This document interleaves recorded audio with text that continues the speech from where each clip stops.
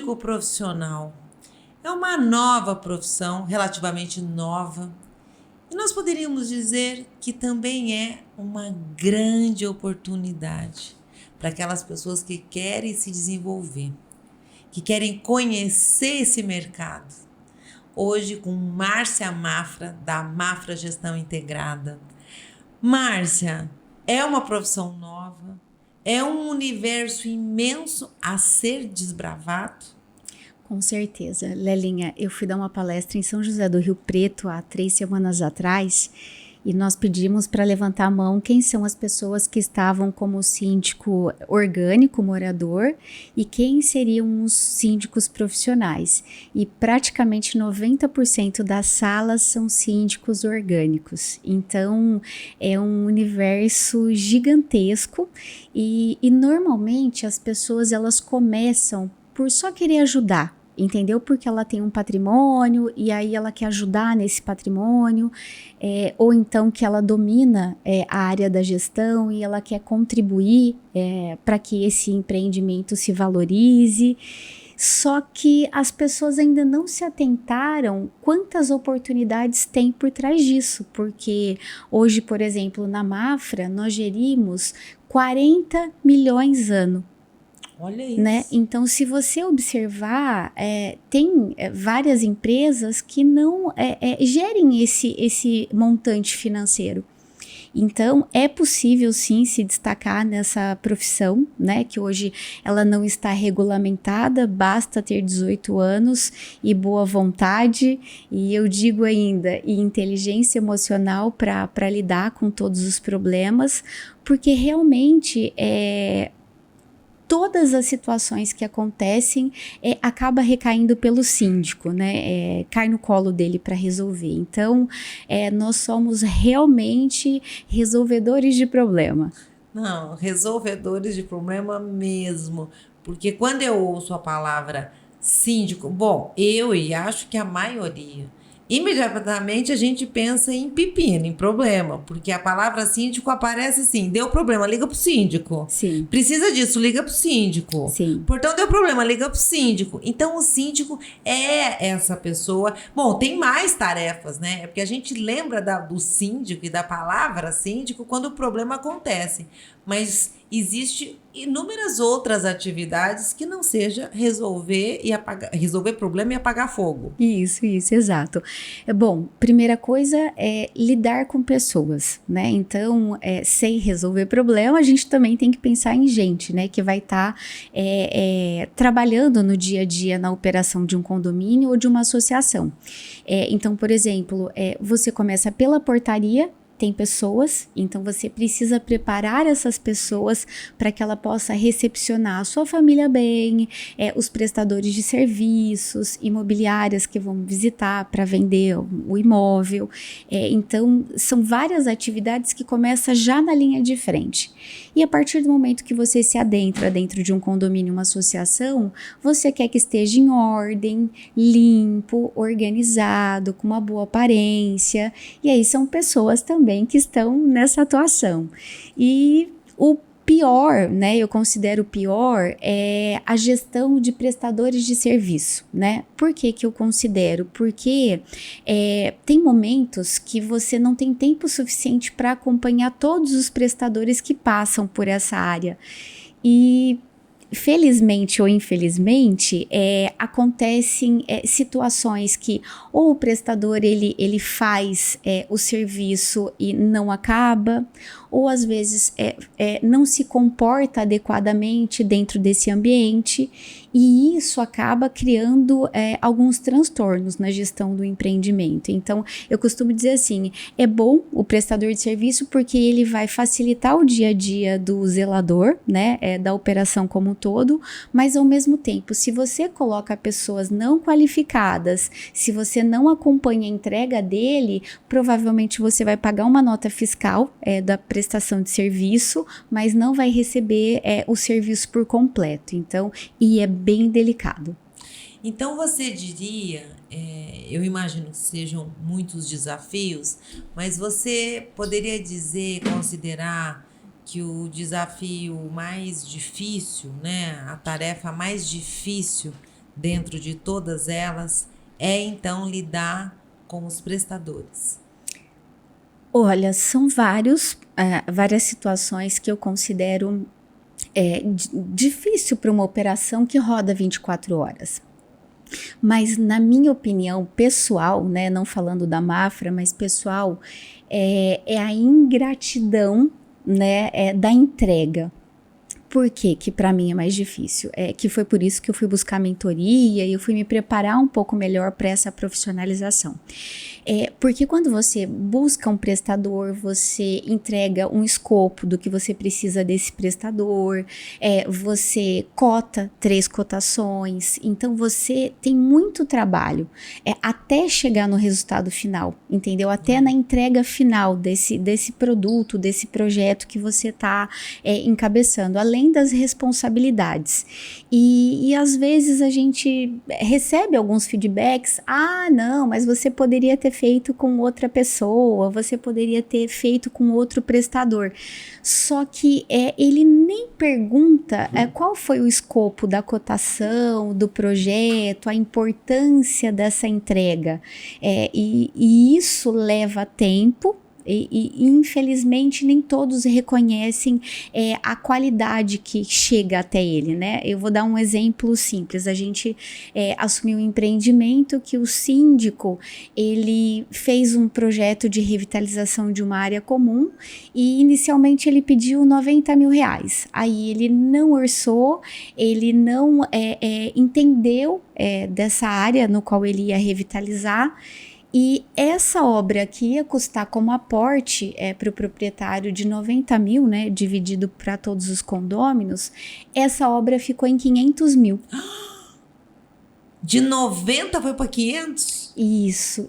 E o trabalho que você tem para fazer com que isso não aconteça, ele é muito árduo. Tá? Porque você tem que entrevistar o prestador de serviço, você tem que checar a campo como é que ele faz, como é que ele entrega, se ele usa um equipamento adequado, se ele coloca pessoas registradas, se ele usa EPI. Então, são várias nuances que a gente leva um certo tempo para escolher esses prestadores de serviço.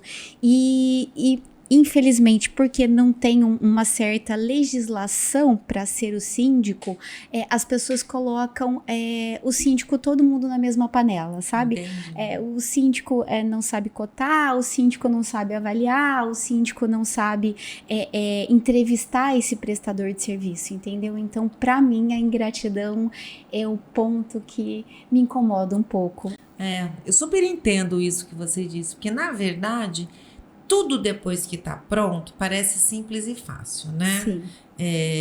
A casa, quando está limpa, todo mundo entra e sai, é uma beleza. Então, ninguém imagina que foi preciso muito trabalho para deixar aquela casa limpa, organizada, tudo funcionando. A torneira que abre água e sai água é uma maravilha, mas, enfim, existe encanamento, até fazer aquela água chegar ali. Então, eu entendo e eu imagino, né? Porque, na verdade, todas as tarefas, elas são complexas. Sim. E você trabalhar e lidar com o dinheiro do outro, eu imagino que é ainda mais complexo, ainda mais difícil ainda, né?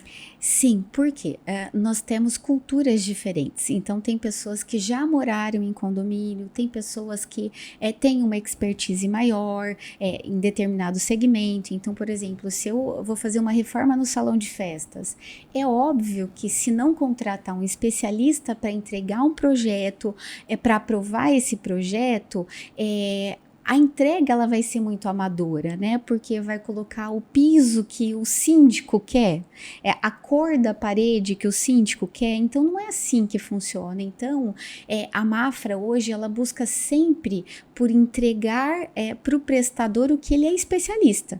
Entendeu? Então, por exemplo, quando alguém pede uma opinião sobre tapete, sobre quadro, eu falo, olha, eu estou aqui para gerir o seu dinheiro, gerir a operação 24 horas para que seja o melhor possível, porém, a minha opinião pessoal, eu prefiro não colocar, entendeu? Porque a minha percepção do que é clean para uma pessoa até se adequa, mas e as outras 59 que estão lá? Entendeu? Então, a gente sempre busca especialistas da área. Eu vou te dar um exemplo que a gente acabou de sair de uma reunião e aí a gente estava falando sobre heliponto, né? E eu não sou a melhor pessoa para declarar os parâmetros do heliponto. Quem declara é a ANAC, porém tem que ter um especialista que vai estar nos recomendando pré-requisitos para que não tenha nenhum problema com pouso e decolagem. Entendeu? Então, eu gostaria de reforçar que se cada pessoa se tornar especialista no seu segmento, na sua área, e entregar o seu melhor, eu considero que tem oportunidade de mercado para todas as áreas, Lelinha, todas as áreas, sem exceção, desde o piscineiro, entendeu?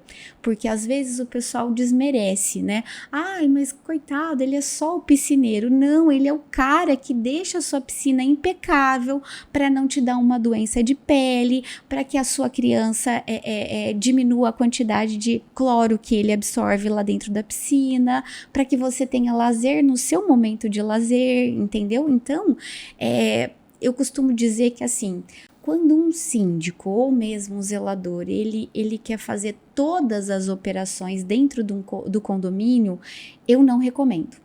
Eu não recomendo. Eu sim peço para que cada área tenha um especialista para aquela área, porque quando a gente pega o valor e divide pela quantidade de unidades, o preço sai muito irrelevante, entendeu? Então, não precisa colocar as pessoas em risco para que um profissional faça todas as atividades, entendeu? Porque se a pessoa colocar na ponta do lápis, até o acúmulo de função, o risco de um passivo trabalhista, ele é tão alto que as pessoas esquecem. É verdade. É verdade. E um contrato faria toda a diferença. Você veja que você tem que ter uma visão macro da coisa, né? Macro. Enxergar de uma forma muito ampla. Márcia, é um mercado que ele é novo relativamente, porque a gente nota que, inclusive você mencionou, que a maioria, né, dos síndicos são os moradores, é o cara que é dono da sala. E existe um mercado para ser desbravado em termos profissionais. Agora, existe gente pronta para isso? Porque já que não é uma profissão regulamentada, não tem uma faculdade, não tem um curso, como é que é adentrar desse universo? Porque, assim, é muito legal você pegar uma coisa, eu sempre digo o seguinte, uma coisa que tá muito em alta, ela já tá em alta, já passou. Já foi, todo mundo já chegou. Concordo. Né? Já foi, né? Tá bombando o picolé do fulano. Já foi, está bombando, todo mundo já abriu. Então, assim, vai atrás de oportunidade do que ainda não bombou. E pelo que eu noto, esse mercado do síndico profissional, ele está no caminho. Sim, mas ele não aconteceu ainda. Não, ele está engatinhando, Lelinha, muito, muito mesmo. E o meu primeiro passo de recomendação é que ele se torne um conselheiro. Entendeu? Porque para que ele entenda o macro, ele precisa começar pelo micro. Tá? E o micro é uma pasta de prestação de contas, porque é lá que ele vai checar tudo que é gasto, né? Então, olha, folha de pagamento, quanto sai, que tipo de contrato é fixo, que tipo de contrato é variável dentro dessa operação, quais são as responsabilidades de cada prestador de serviço. Então, na pasta de prestação de contas, ele vai ter uma noção do universo que ele vai gerir. Começa daí. Eu acho que já ir a campo é um risco muito alto. Por quê? Porque se você for testado através da sua inteligência emocional, você corre o risco de desistir. Então, cheque a teoria, né? Esse é o primeiro passo, na pasta de prestação de contas. Depois, você pode ser subsíndico, você pode ser o conselheiro, para começar a interagir com os principais problemas de cada condomínio. Quando a gente é convidado a participar de um processo seletivo, normalmente a gente faz um diagnóstico do empreendimento. Por quê? Porque se o prédio é muito antigo, você vai ver que vai ter muita manutenção. E aí pode ser que o prédio, eu vou dar um exemplo que a gente pegou no empreendimento na Fiusa, né? Nós chegamos lá e o prédio tem mais de 15 anos e ele nunca foi lavado a caixa d'água. Olha isso. Imagina para os proprietários, né, uma situação como essa. Mas ele não vai descobrir isso na operação em si. Por quê? Porque a gente já se tornou especialista. A gente já consegue chegar e ter um pente fino de quais são as principais ocorrências que acontecem no decorrer desses 10 anos que a gente está na ativa. Mas o amador não. O amador ele não tem essa noção, entendeu? Então, o que ele precisa? Ele precisa ver os contratos. E tem NBR para isso, entendeu? Então, tem uma sequência de itens de manutenção que são essenciais e tem uma tabela que ele demonstra qual é a periodicidade dessa manutenção. E aí ele consegue confrontar o documento versus a exigência dessa manutenção. Entendeu? Porque aí fica mais fácil para ele ir até o local, porque tem prédios que tem caixa d'água no barrilete, tem caixa d'água que está no subsolo, e aí, se o zelador não entende e você, como síndico morador, quer entender, você vai precisar ter um embasamento de checagem. Entendeu? E também tem uma segunda vertente, é que a maioria dos empreendimentos novos hoje, ele já sai com o manual das áreas comuns. Então ele cita todos os itens que estão lá dentro dessa área comum, que já dá um norte para que ele possa visitar essas áreas. Entende? Mas se você pegar de empreendimentos de 13 a 15 anos, não tem esse manual das áreas comuns, entendeu? Então, ele não consegue acompanhar no detalhe essa sequência que eu estou falando. Aí ele tem que ser curioso de falar, olha, me leva na casa de bomba, aqui tem gerador, aqui tem pressurização, e a partir desse momento ele começa a aprender, né? A entender um pouco mais do cenário. E aí, por último, né? Então, se ele passou para ser conselheiro, subsíndico, aprender um pouco das pastas de prestação de contas, aí ele já entende um pouco da teoria. E aí ele pode sim se candidatar a ser síndico, no qual ele precisa ter certeza que o zelador, ele faz a função dele. Porque hoje, para mim, existe uma mistura, né, de atividades. Então, tem pessoas que não sabem o que é a atividade do zelador, tem pessoas que não sabem a atividade da administradora e a atividade do síndico, entendeu? Elas se misturam. Eu acredito porque como está engatinhando, né? No passado era mais fácil, uma empresa só fazia toda a operação. Eu não considero errado, porém, fica muito mais transparente quando cada um faz a sua função. Eu costumo dizer que cachorro que tem muito dono morre de fome. Verdade. Não é verdade? Então, é importante que cada um siga na sua área. E o síndico, a partir do momento que ele assume a posição dele, ele é responsável civil, criminal, fiscal, tributário e ambiental. Gente, é muita responsabilidade. É muita responsabilidade. É muita responsabilidade. E ele não sabe disso, entendeu? Ele costuma simplesmente só ir de boa vontade ajudar a gestão. Só que uma vez que ele põe o CPF, ele pode correr o risco. Então, se você está numa associação de casas e tira 3 árvores, e se alguém denuncia, ele pode ser punido pelo meio ambiente, entendeu? Então, Ele é o responsável. Ele é o responsável.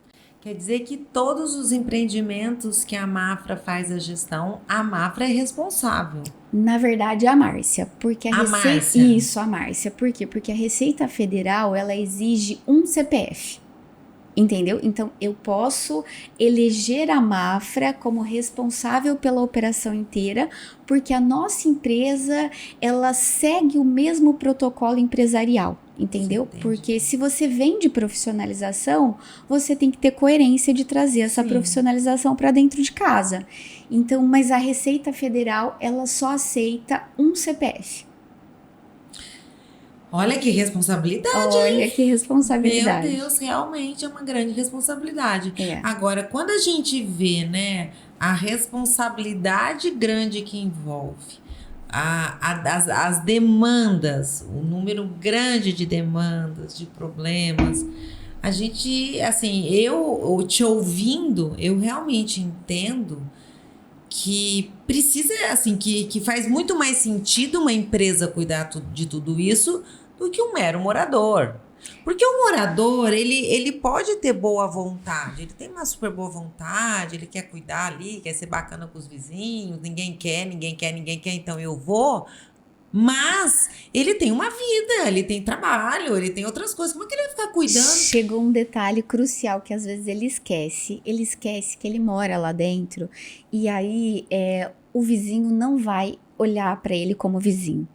O vizinho vai olhar para ele como o principal responsável por uma operação que ela acontece 24 horas e que vai existir falhas. Entende? Por quê? Porque são pessoas que estão atuando, né? E até máquina ela para. O motor do portão é um motor e ele para, entendeu? Uma cerca elétrica, ela para.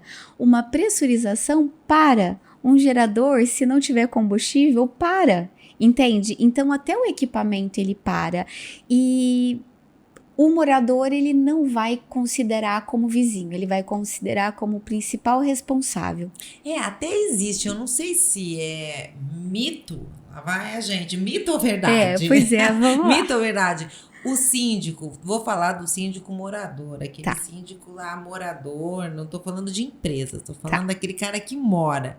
Ele é o cara odiado do condomínio, do prédio. Lá vem o síndico. O síndico. E eu vou explicar por quê. Não é mito, é verdade. Não é verdade. E por que isso acontece, Lelinha? Porque hoje, quando a pessoa assume a função de síndico, ele precisa legislar pelo bem comum.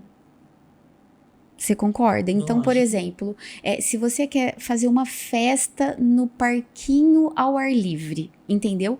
Você vai trazer convidados. E esses convidados, eles podem gritar, correr, entende? Dentro de uma área comum.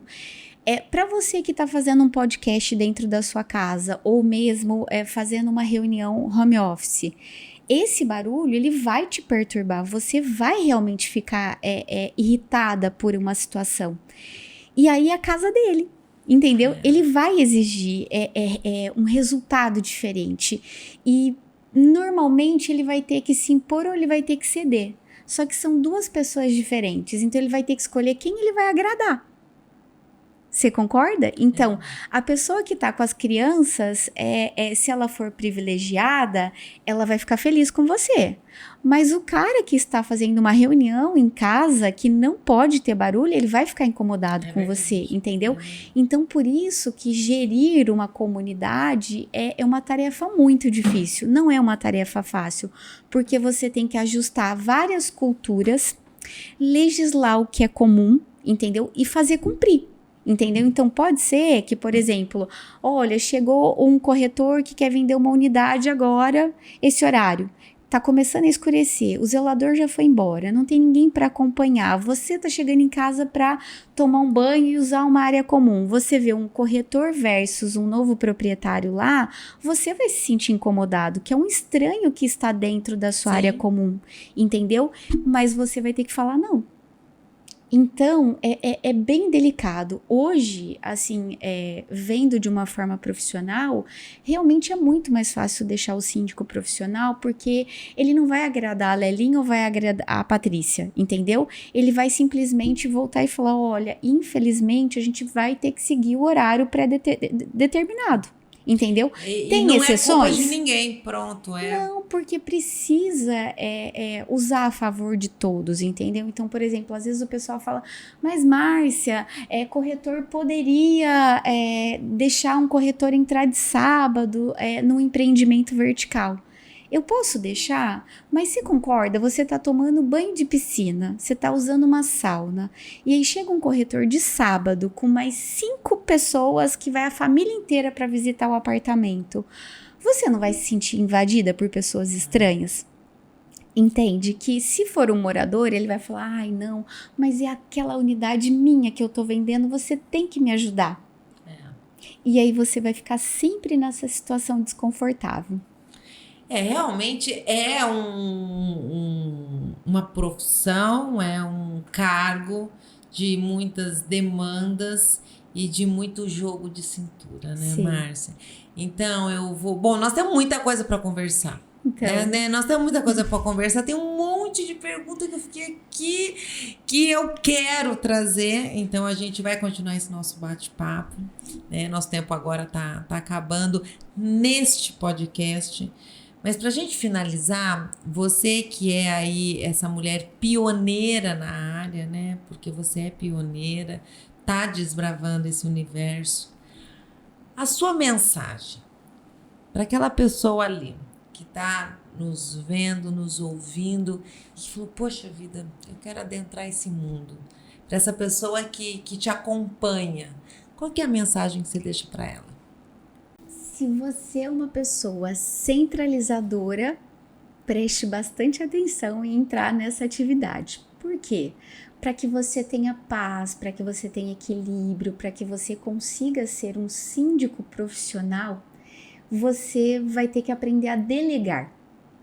E, infelizmente, se você tem posse pelas suas atividades, se você não confia no outro, você vai ter que melhorar isso antes de assumir a função de síndico profissional, eu garanto, para a sua saúde.